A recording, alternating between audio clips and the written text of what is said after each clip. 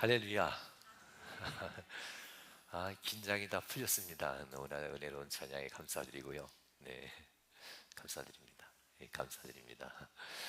자, 우리 하나님께 다시 한번 영광 박수 드릴까요?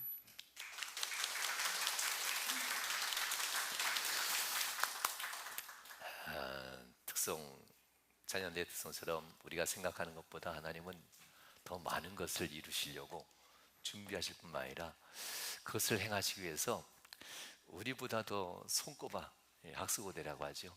손꼽아 기다리고 계셔요.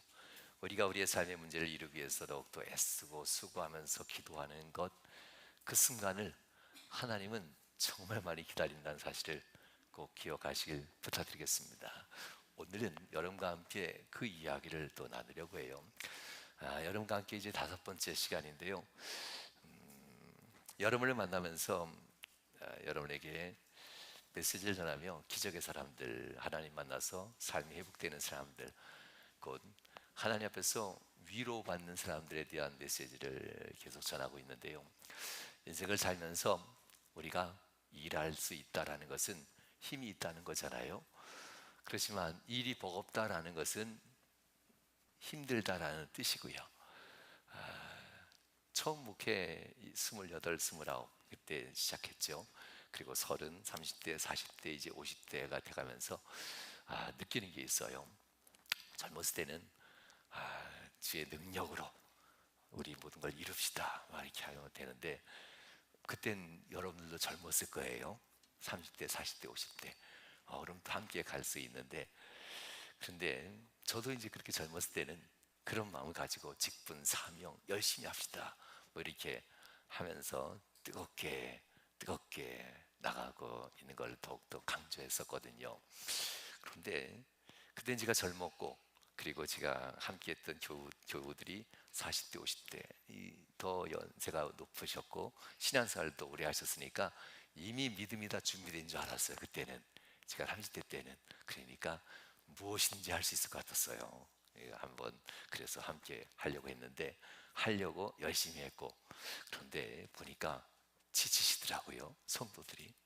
그래서 무엇이든 할 수 있는 그런 믿음은 맞는데 이분들도 지치시는구나 이제 깨닫게 됐어요.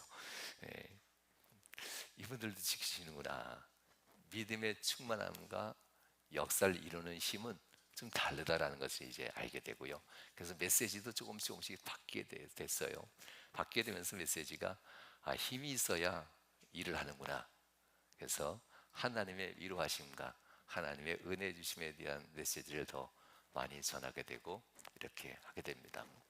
예수님께서 이 땅에 오셔서도 3년 공생애라고 하죠. 3년 동안 있으면서 전하셨던 메시지의 주된 메시지가 90%는 다 힘들지 이 얘기예요. 어렵지, 많이 아프지, 너 괴롭지, 이런 얘기예요. 그러니까 힘들면 내가 내게 힘이 돼줄게. 너 어려우면 내가 네 문제 풀어줄게. 너 아프구나, 내가 내 병을 고쳐줄게. 너 괴롭구나, 내가 너의 마음을 위로해줄게. 그리고 힘의 근원이 돼줄게 하면서 위로받는 그 순간뿐만 아니라 앞으로도 내가 너와 함께 한다라는 이런 믿음을 주는 것, 이것이 바로 주님께서 공생애 3년 동안 거의 열이면 9 이렇게 메시지를 전했고요. 그러고 나서 힘을 내는 사람 또는 힘을 낼 수 있는 사람에게 나를 따르라 이렇게 얘기했어요. 자기를 부인하고 제 십자가를 지고 나를 따르라 라고 하면서도 중간중간 주님께서는 계속 위로하시고 힘을 주시고 그렇게 얘기했어요. 능력 주시는 성령님이라고 표현하지 않고 너를 살피시고 너를 보호하시고 치료하시는 보혜사 성령님, 이렇게 성령님을 먼저 소개했어요. 이걸 보면은 하나님은 우리에게 능력을 주기 전에 위로하시고 우리를 치료하신 분이구나. 그러고 나서 뭐 깨진 그릇을 잘 다시 만들어야 뭐 능력을 담아주잖아요. 상처 입은 심령을 잘 다 보듬어 줘야 거기다 뭘 담더라도 안 아프잖아요. 상처는 많은데 뭘 담으면 얼마나 아프겠어요. 그러나 하나님께서는 먼저 치료와 위로와 힘을 받을 수 있는 것 회복을 한 다음에 그 다음에 채워주시고 너 좀 일 좀 하면 좋겠다 이렇게 말씀하시는 것, 이것이 우리에게 주어졌던 성경의 말씀이에요. 그래서 오늘 제목은 그대여 하면서 대신대로 따뜻한 제목을 하려고 그랬어요. 그대여 그래도 괜찮아. 이 주님이 하신 말씀은 이런 말씀이 아니었을까? 오늘 말씀, 그대여 너 그래도 괜찮아. 내 곁에 왔잖아. 그대여 네 모습이 어떤데? 세상에서는 내 모습 멀리 두고 험하다 하고 가까이 두지 않는 모습이지만, 그대여 나는 네 마음을 봤어.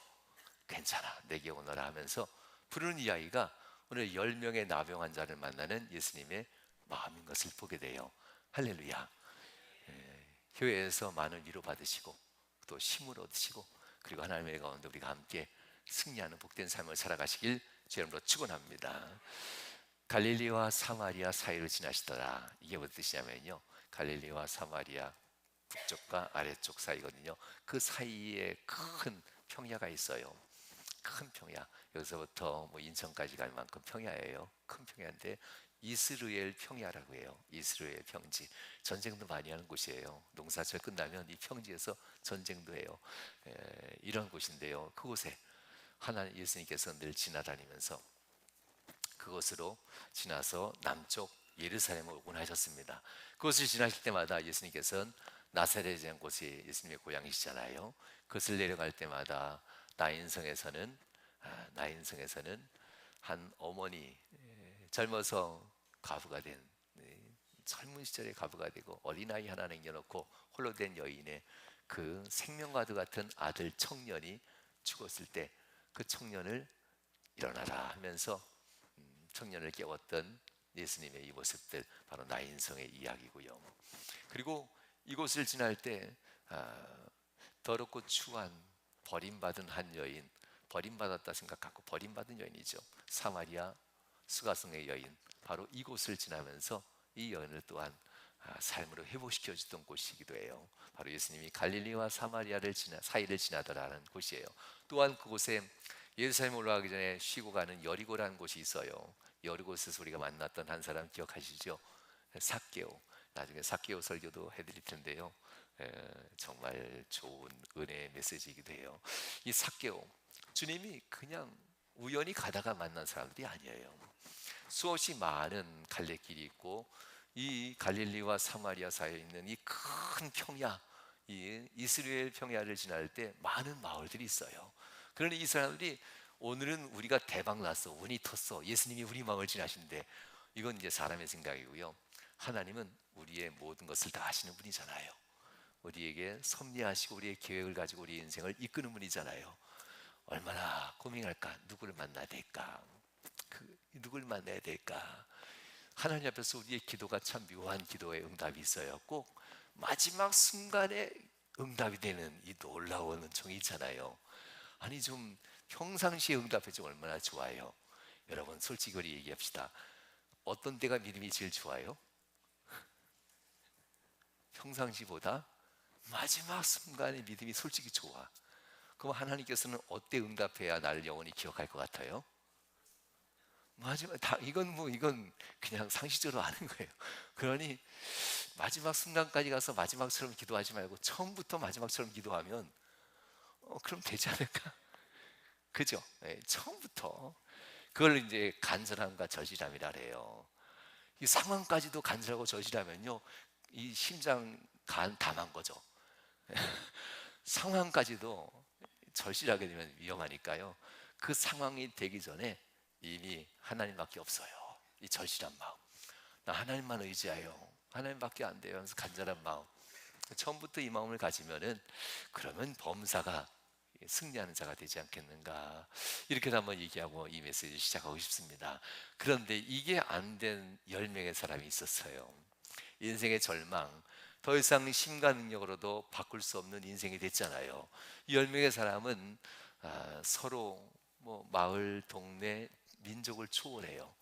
둘이 공동의 문제, 이제 죽음밖에 안 남았잖아요. 죽음밖에 안 남은 사람들은요, 시기질투, 미움 이런 거 없어. 죽음밖에 안 남은 사람은 서로를 바라보면서 죽음을 위로해 주게 돼요. 서로에 대한 것.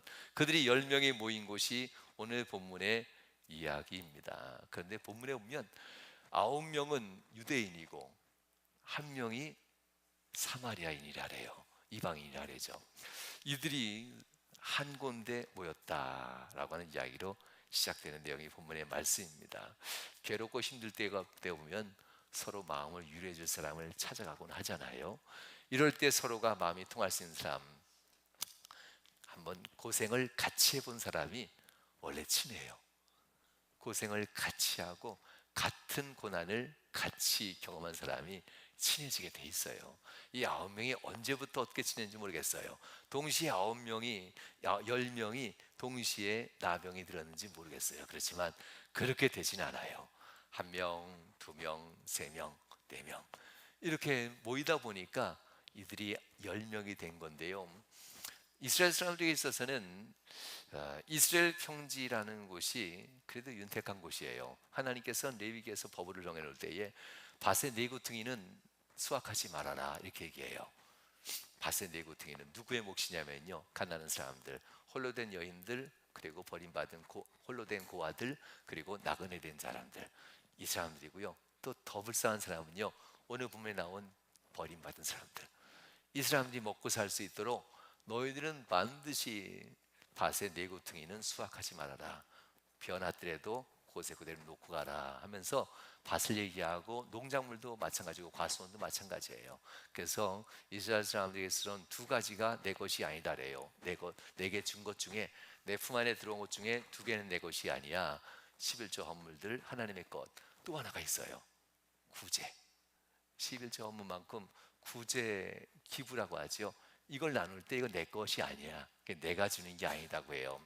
이스라엘 사람들의 이 두 가지는 지금도 변함없어요. 그래서 주어진 것에 내 것이 아닌 두 가지가 있다 하면서 구분하면서 기부한다고 하는 기부 문화가 유럽과 서구에는 일반적으로 돼 있단 말입니다. 그 이유는 이것 때문이래요. 가난한 사람들을 위해서 하나님은 내가 수확을 얻을 때에 그 안에 그들 몫까지 준다라고 하는 이 메시지 때문에 그렇습니다. 그래서 이들은 그래도 여유가 있는 땅 이스라엘로 보이게 되는 거예요. 가난하고 어렵고 힘든 사람들, 10명의 문둥병자들도 역시 이곳에 모였고요. 그렇게 살게 된다는 이야기입니다. 그러면서 이들은 언제부터 얼마만큼 있었는지 성경에 나오잖아요. 그렇지만 생각보다 오랜 시간이 있었을 거예요. 문둥병이 나병이 사라지지 않는 이상 그들은 거기서 머물고 있어야 돼요. 어느 누구도 한 번 들어오면 나갈 수 없는 이곳이 된단 말입니다. 이곳에서 그들이 무슨 얘기를 했을까요? 절망, 희망이 없는 것, 고통, 어떻게 하면 좀 이 고통을, 몸에 통증이 올 때 쉽게 벗어날 수 있을까? 어떻게 하면 통증을 견뎌낼 수 있을까? 이런 얘기를 좀 했겠지요. 그러다가 유대인들 9명이라 하잖아요. 이방인은 못 들었을 거예요. 유대인들 9명이 사는 동안, 지난 3년 동안 최근에 들어온 유대인이 있겠지요. 나병을 앓고 들어온 유대인들이 최근에, 그 사람은 누구 소식을 알까요? 예, 예수님의 소식을 알아. 최근에 들어온 이 나병 환자 중에 한 사람이 예수님의 소식을 전해줬든지, 아니면 멀리서 일하는 농부들이 아니면 목동들이 그들에게 알려줬든지, 불쌍하니까. 이 사람들이 항상 얘기해요. 예수님께만 얘기한 게 아니에요. 우리를 불쌍히 여기소서. 이거는 일상생활에 이 나병 환자들이 외치는 소리예요. 멀리 서서, 대면하는 순간 위험을 처하니까요. 항상 멀리 서서 우리를 불쌍히 여기소서, 불쌍히 여기소서 외치는 거예요. 그리고 그들에게 살아갈 수 있는 음식과 방편들을 얻곤 하지요. 불쌍히 여기소서 했던 이 얘기를 듣던 많은 사람들 중에 마음이 따뜻한 사람이 있지 않겠어요? 그러니 목동들이나 농부들이나 어느 사람들이든 당신들을 정말 치료할 수 있는 분이 있는데, 예수님만 만나면 되는데, 예수를 만나 고침받은 사람이 있다는데, 당신들도 그 예수를 만나면 참 좋겠는데, 어느 누군가가 이들에게 희망을 불어넣어줬단 말입니다. 그래서 이 10명의 문둥병자들이, 나병 환자들이 이때부터 아픔을 극복하는 방법, 고통을 빨리 지나가는 방법, 어떻게 하면 좀 더 편해질까라는 이야기뿐만 아니라 예수를 어떻게 하면 만날 수 있을까? 이 넓은 평야에서 어느 쪽으로 지나갈지 어떻게 알아요? 3년밖에 되지 않는 그 세월에 예수님이 지나가는 길목은 다 다른데, 이 10명의 문둥병자들, 저주받은 몸이라고 했어요. 용서받지 못할 몸을 가진 우리들, 그저 불쌍히 여겨달라고, 죄 용서함도 구할 수 없는 그런 존재들이란 말입니다. 그런 이들에게 이들이 가질 수 있는 마음, 불쌍히 여겨달라고 이런 마음을 가지고 많은 사람들 앞에 나가는 것이 어려웠던 자들입니다. 그런 이들이 예수의 소식을 들었다. 사랑하는 여러분, 여기까지도 누가 섭리할까요? 우연이 아니에요. 간절한 사람들, 불쌍한 사람들 하나님은 절대 외면하지 않아요. 여기까지도 결국 하나님의 섭리인 것을 믿으시길 주님으로 축원합니다. 우연히 들려지는 소리는 없어요. 여러분들 우연히 들렸다면 예수님 우연히 믿은 건가요? 누군가가 여러분에게 예수 믿자, 예수 믿으세요, 얘야 나와 함께 교회 가자, 아버지 어머니 교회 가십시다, 이거 우연히 들려진 소리가 아니에요. 주님께서 이것을 계획하고 준비하고 들려지게 하고 전하게 한다는 사실을 꼭 기억해야 돼요. 우연이라면 너무나도 값없어 보이잖아요. 그러나 하나님이 준비하셨어 라고 하면 이거말로 최고의 기회가 되는 게 아니겠어요? 이 10명의 남용한 자들이 우연히 들려진 것처럼 보이지만 마음에 끌어오르는 이 믿음을 꺾이지 않습니다. 삶의 의지를 꺾지 않고, 그래 나는 절망이고 이제 끝났어 라고 하지 않고 예수님을 만나고 싶다라는 이 마음의 열정을 가져요. 어떻게 하면 만날 수 있을까? 저곳에 갔다는데, 이곳으로 내려갔다는데, 저쪽에서 오셨다는데 어떻게 할까? 여러분 어떻게 하겠어요? 일단 거주지가 없어요. 이 사람들은 아무 데나 자면 돼. 그러면 이 사람들은 자유롭잖아요. 그러면 마을에 못 들어가도 어디까진 가요? 왔었대는데 거기도 한번 가보자. 왔었대는데 거기도 한번 가보자. 지나가셨대는데 여기도 한번 가보자. 여기도 계셨대는데 우리도 한번 거기 한번 가보자. 성지순례 하듯 주님이 계셨던 곳을 다 찾아다녔을 거예요. 그곳에 가면 혹시라도 예수님의 소식을 들을까. 기도는 그렇게 시작되는 겁니다. 주님을 만나고 싶어서 기도할 줄 몰라도 이렇게 하면 기도가 될까? 이렇게 하면 주님께 마음 전달될까? 이렇게 하면 될까? 주님이 계셨던 흔적을 찾아다니면서 주님 앞에 내 마음을 여는 거, 기도는 이렇게 시작되는 겁니다. 할렐루야. 입으로 고백하면서부터 기도가 우리는 되는 것처럼 보이지만 하나님을 보실 때는 달라요. 그 마음이 주님을 향하는 그 순간부터 이미 기도는 시작된다고 하는 것. 이제부터 주님도 마음이 바빠지기 시작해요. 언제 이 사람을 만날까? 이들이 날 찾아다닌다는데 굳이 소문을 들어야 아는 분 아니잖아요. 이들이 날 찾아다니고 이들이 날 만나려고 저렇게 애쓰고 있는데 이걸 굳이 소문으로 제자들이 얘기해야 아는 분이 아니잖아요. 천지를 지으신 만왕의 왕주, 지혜가 되신 주님이잖아요. 그러니 주님은 이미 모든 것을 알고 계신단 말입니다. 준비가 됐다라는 것을 알고 이들을 찾아간다는 이야기가 본문 말씀입니다. 그래서 12절과 13절에 이들이 만나는 장면이 나와요. 만날 때 이렇게 얘기해요.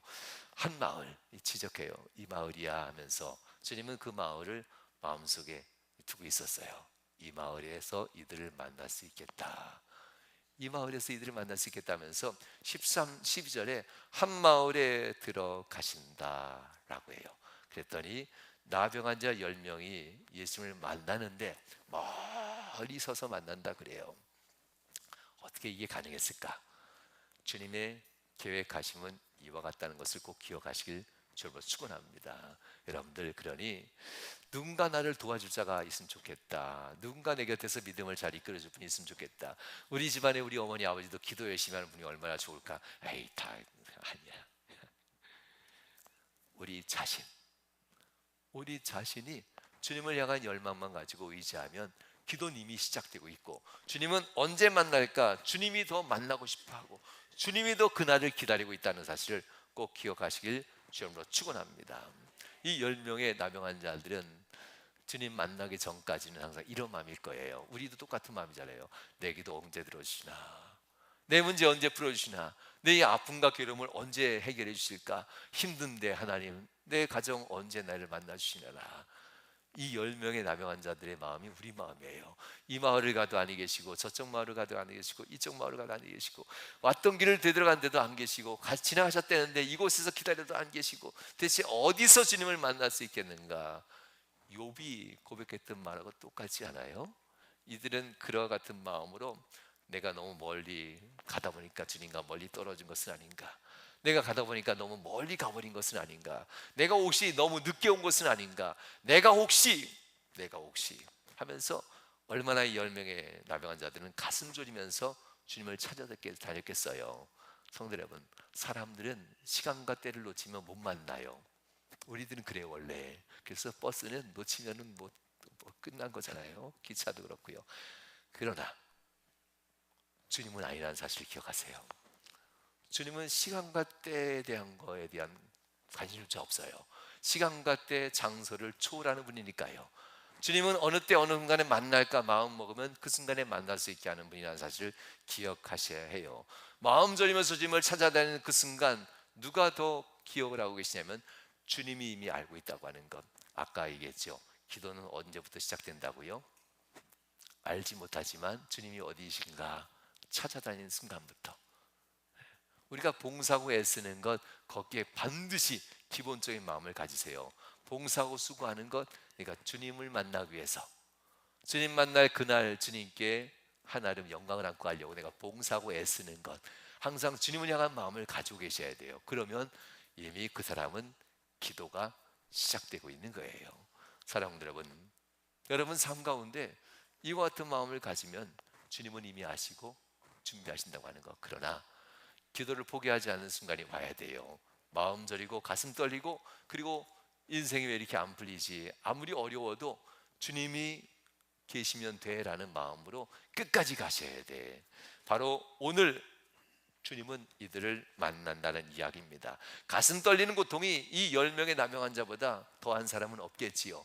이 가슴 떨리는 이 고통 가운데 10명의 나병 환자들이 너무 멀은 것이 아닌가, 너무 늦은 것은 아닌가, 너무나도 연약하고 너무나도 부족한 내 인생인데, 병들어버린 내 인생인데 어떡하나 고민하면서 달려나오는데요, 살아보고 싶어서, 다시 한번 살고 싶어서, 회복되어져서 다시 한번 인간답게 살고 싶어서, 회복되어져서 다시 한번 일상으로 돌아가고 싶어서 얼마나 그들은 부르짖었겠습니까? 주여, 선생님이 우리를 불쌍히 여기소서, 불쌍히 여기소서, 주님이 계신 것을 제발 가르쳐달라고, 주님이 지나간 곳을 가르쳐달라고 얼마나 이들은 외치고 외쳤겠습니까? 사랑하는 여러분, 어느 날 주님이 오시는 것을 농부들이나 목자들이 멀리서 알려줘요. 그러나 너무나 멀다고 해요. 너무나 멀다고. 저 마을로 온다고 하시는데 갈 수 있겠나? 왜냐하면 정상인도 먼 곳인데 몸이 다 망가져간 사람들이니까 가는 게 어렵잖아요. 서로 얼싸안고 업고 붙잡고 의지하고 서로 이끌어주면서 예수님이 지나갈 그 마을로 달려가요. 지치지 않았겠어요? 몸이 온전하지 않으니까 넘어지고 쓰러지고 힘들지 않았겠어요? 그렇게 그들은 온몸이 지치고 힘들었지만 주님이 지나가실 그 마을의 길목까지 최선을 다해서 달려간다는 이야기가 숨겨진 이야기예요.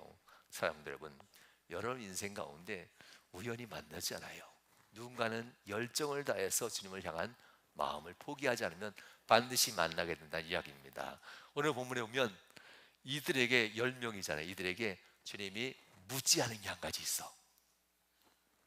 내가 무엇 해주길 원하느냐 안 물으셨고요. 내가 할 것을 너 믿느냐 안 물으셨어. 이미 이들은 언제부터 인정받았어요? 주님을 찾아 나서는 그 순간부터. 이미 이들은 나를 불쌍히 여기소서 하면서 주님이 어디로 가시는지 제발 가르쳐달라고, 주님을 찾아 나서는 그 열정과 그 간절함이 있는 순간부터 주님은 이미 아셨단 말입니다.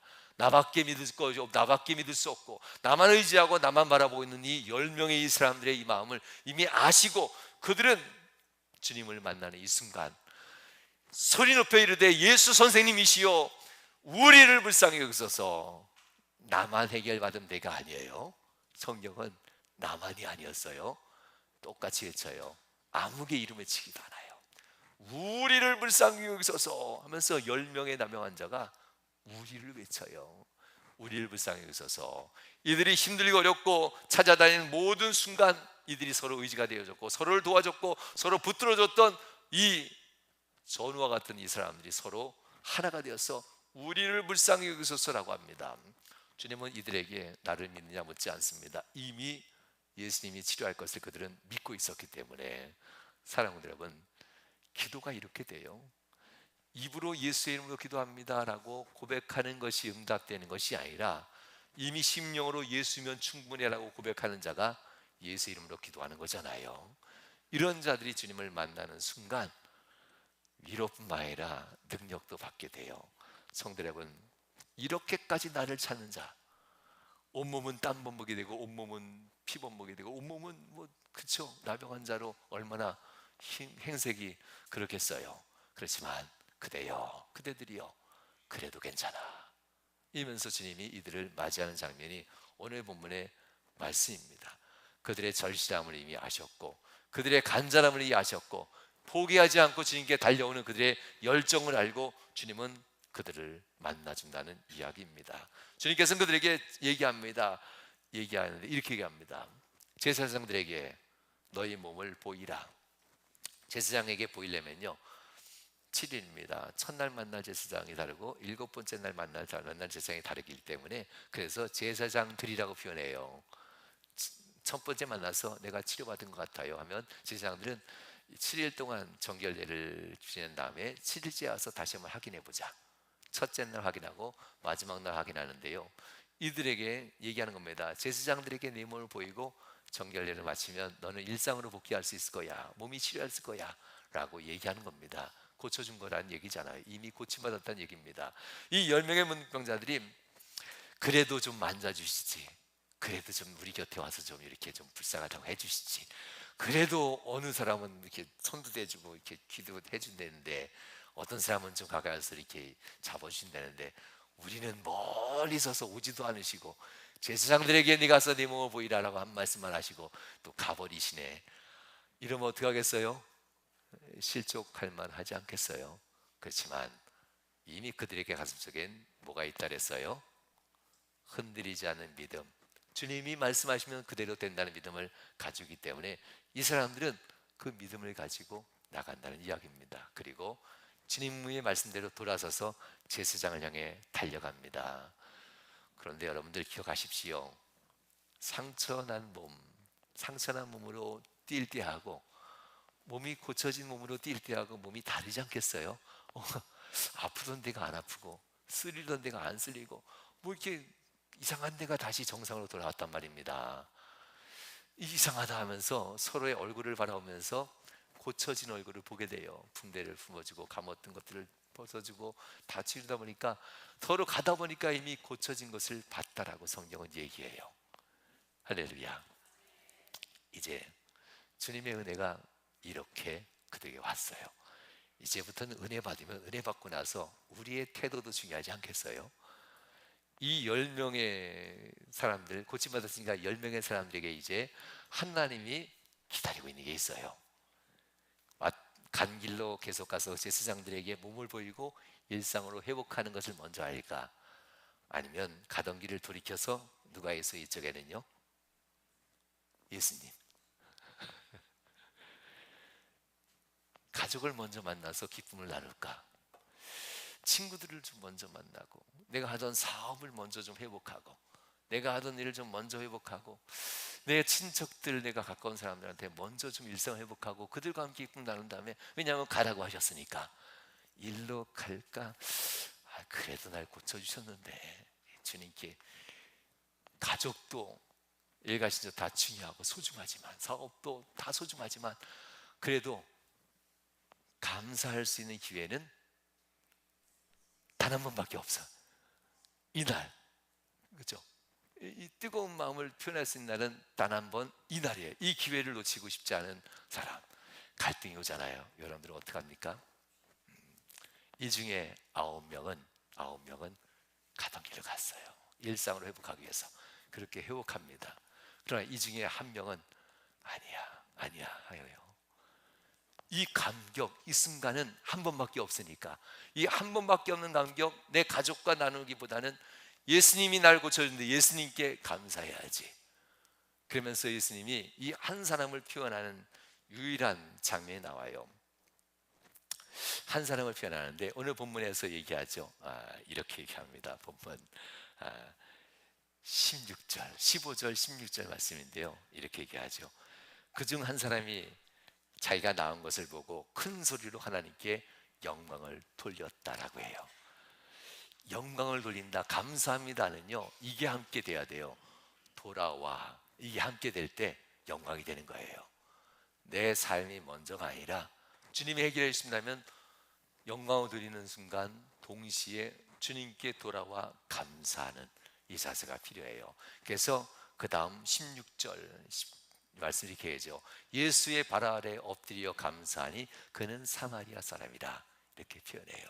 사랑하는 성도 여러분, 여러분 인생 가운데 우리가 중요한 것, 하나님 앞에 돌이킬 것인가, 내 일을 먼저 할 것인가, 아니면 주님께 감사, 주님께 영광을 먼저 돌릴 것인가, 이것은 매우 중요합니다. 기도는 열심히 하고 뜨겁게 해서 인생은 변화되는데, 그 변화된 시점에서 세상이 믿음을 움직이는 자로 살 것인지, 아니면 믿음이 세상을 움직이는 자로 살 건지, 이 시점에서 결정돼요.